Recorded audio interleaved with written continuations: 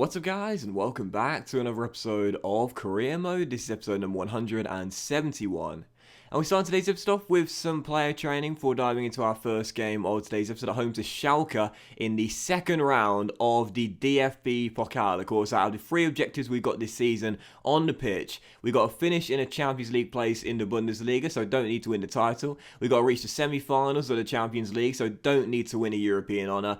But in the DFB Pokal, the board have asked us to win this, and part of the reason the Leverkusen board decided to take me on is because I'm the cup specialist right now. I've won 3 domestic cups in 3 consecutive seasons, back-to-back Coppa Italias with Roma, and then of course winning the Copa del Rey with Atletico Madrid last season. That's why they've taken me on. They want some silverware domestically this season after winning no domestic honours last season, and they've brought in the cup specialist to do just that. So taking on Schalke on the back of our big 3-1 victory against, 3-0 victory against Freiburg in the last game, in the last episode, I did decide to rotate most of my lineup heading into this game because it came just a couple of days before our first clash against Bayern Munich, and I also felt as though the fringe players that I've given minutes to this season deserved starts, including the guy that scored the first goal of the game, Tim Raum, who we signed from Bayern Munich in the summer. That's already his second goal since joining us, and what a strike that was as he makes it 1-0. And for Zabala as well, that's his 3rd assist since joining us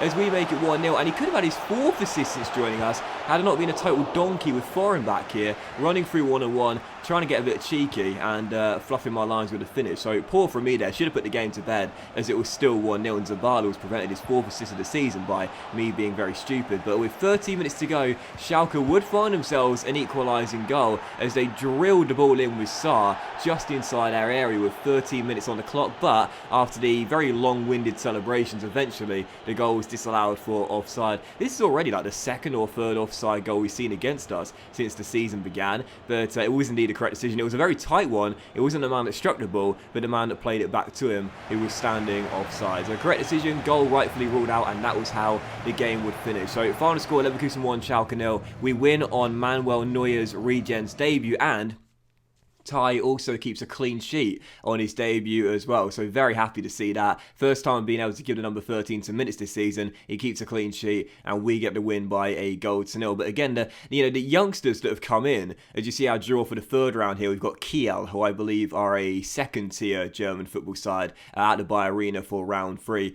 The youngsters we've signed since the summer, I've got to be honest here, I am really optimistic about the future here at the Bayern Arena. As I said before, this is more of a project than as opposed to a one-season thing, or at least that's what I'm anticipating it will be. And, when you think about the quality of youngsters we brought in, Kurzweg was here already, but he's already shown real signs of promise since I've given him some minutes this season. But the signings we've made, foreign back scored twice, Raum scored twice, Zabala's got 3 assists and a goal as well. Temp, the young centre-back, looks good. He got man of the match in that game, as does Schwartz, who of course we signed in the summer as well. In general, the young players we've brought in have been really good, and the one player that's not been as exciting and as flashy is ironically the guy who I thought was going to be the best young talent, and that's the German Pirlo, Eihorst. He's the one player that we've brought in. Can't really count Ty because he's only played 1 game for us, but he's the one player that I've brought in that's not done amazingly well so far out of the young talent I've signed. So it's kind of ironic. He was the guy I was most excited about. He's the one that's done the least things for us so far. But either way, yeah, the future is really bright here at the Bayern Arena, man. The young talent we signed, predominantly from Germany in the summer, have really hit the ground running as they help us progress to the 3rd round of the DFB Pokal. Still for the 2nd game of 3 in today's episode, we remain here at the Bayern Arena, but return to matters in the Bundesliga as we have our first game against Bayern Munich since joining Bayer Leverkusen. I was going to do this one as a live game, but to be honest, wasn't really feeling it. I didn't want to put a poor commentary out for you, so I thought I'd do it as a post one. But taking on Bayern Munich, very excited for this one. As we know, Bayern Munich, the strongest side in Germany, and we almost took the lead inside the first 10 minutes with what would have been, in my opinion, the goal of the series. Agonisingly close from the shocker there. So unlucky. First time volley loops onto the roof of the net as it remains at 0-0. What a goal that would have been there, but sadly just couldn't get it underneath the crossbar. But a few minutes later, Bayern Munich were given a very debatable penalty here. Timo Werner tripped up by Emmanuel Ayer inside our area, and the referee gives a spot kick. Question for you guys, was this a penalty? I thought personally I timed it right. On the replay, oh, not so sure actually. I think the trailing leg might have caught Werner before he won the ball. Difficult decision that one, so I can see why it was given. I had no complaints, so I guess I can't complain either. At the time, I was fuming, but after I saw the replay, I thought actually maybe it was a spot kick. Coman stands up to take it, but Lunin saves it. So Ayer's blushes are spared as Andre Lunin has had a great start to the season for us. Pulls off the heroics. The Ukrainian made his mind up early, began his dive before the ball was shot. He knew which way Kingsley was going. He saw it in his eyes, makes a fantastic heroic save and keeps it at 0-0. So Lunin saves the penalty. I'm very bad at saving penalties, but we saved a big one there as the score remained goalless.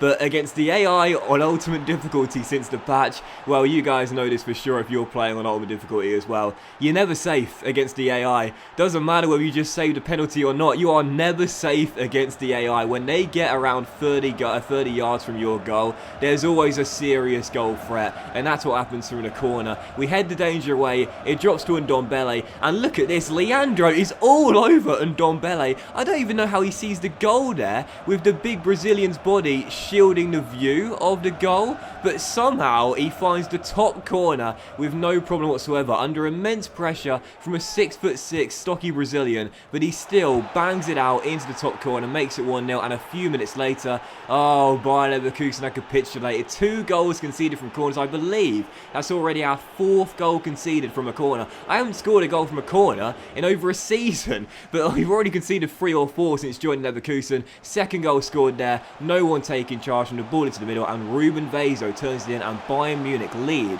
by 2-0 here at the Bayern Arena, and we were sinking without a trace. We need someone out there to step up and get us back in the game, and with a few minutes to go before half-time, we found our leveller through the captain, Kai Havertz. Leon Bailey storms down the right, stops on a dime, turns, picks out at number 29, lovely first touch drag back, and the finish past Andre Onana, even better. Great strike by Kai, that's already his 3rd goal in the Bundesliga since joining us, as he makes it 2-1 and half the deficit right before the break. So Leverkusen 1, Bayern 2. Not many chances in the second half, but late on a golden chance for Max Aarons to win them the game and wrap the points up, but Lunin makes an extraordinary save and keeps us only down by 1 and hanging by a thread. The Ukrainian once again putting off a heroic save there as it's still 2-1, and through that we quickly threw the ball out, started to break. Shaw found Walsh, Walsh found Toney, running through, and Ivan Toney drills it in and rescues us a point with 5 minutes to go. And how nice it was to see the boys celebrate with Ivan, because for the goal,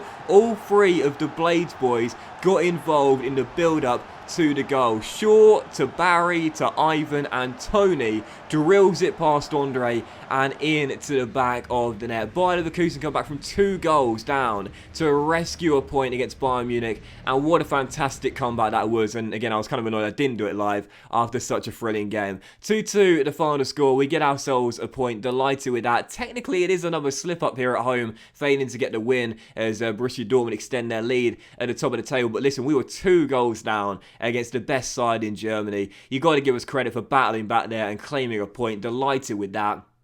And again, great show of resilience from us in that game too. Kai getting the goal right before the end of the first half, and then right before the end of the second half, Toney rescuing us. And how nice it was to see the Blades boys linking up for the goal as well. Ollie to Barry to Ivan into the back of the net. How good have these 3 been since we joined Bayer Leverkusen? The legends of the save are all having an amazing debut year at the Bayer Arena. However, despite that fact, it does mean, as you can see, we might have got a draw, but with just 5 wins in our first 10 games and only a 50% win rate, we are 7 points behind the league leaders, Borussia Dortmund. I can't see us getting into a serious title race this season after our very slow start to life here at the Bayer Arena. Again, I feel like I'm saying this every episode, but I need to remind myself of this fact. We're not asked to win the title this season. I don't think we have a realistic shot at it either, but I would like to at least be an outside shot to win the title. At the moment, that doesn't look like it's going to happen. At the moment, we're still yet to break into the top 4. We haven't been in the top 4 since the season began, so it's been a very tough start, and with some very tough fixtures coming in November, featuring 2nd place Frankfurt and 3rd place Wolfsburg, both away from home, it's just going to get tougher.